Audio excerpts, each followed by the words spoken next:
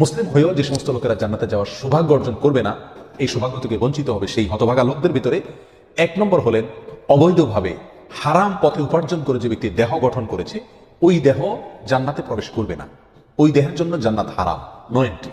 সে যতই ভালো কাজ করুক না কেন, তার দেহ যদি হারাম খাদ্য দিয়ে তৈরি হয়, তাহলে সেই দেহ জান্নাতে প্রবেশ করবে না। এ বিষয়ে নবী আলাইহিস সালামের বহু হাদিস রয়েছে। নাম্বার 2, আত্মীয়তার সম্পর্ক ছিন্নকারী ব্যক্তি যে কোনো অজুহাতেই হোক না কেন, নিজের ভাইয়ের সাথে, নিজের বোনের সাথে, মায়ের সাথে, বাবার সাথে, ফুফুর সাথে, চাচার সাথে, মামুর সাথে, খালার সাথে, চাচাতো ভাই বোনের সাথে, ফুফুর সাথে সংশ্লিষ্ট যারা আছে তাদের সাথে, এক কথায় রক্ত সম্পর্কীয় যত আত্মীয় আছে তাদের সাথে, এবং কি শ্বশুরবাড়ির লোকজন আছে, কোনো যুক্তিসঙ্গত কারণ ছাড়া তাদের সাথে আপনি সম্পর্ক ছিন্ন করলেন। আত্মীয়র সাথে সম্পর্ক যে ব্যক্তি ছিন্ন করে, এই ব্যক্তির জন্য জান্নাতে প্রবেশের সুযোগ নাই। নবী রাসূলুল্লাহ সাল্লাল্লাহু আলাইহি ওয়াসাল্লাম বলেছেন, লা ইয়াদখুলুল জান্নাতা কাতি', যে ব্যক্তি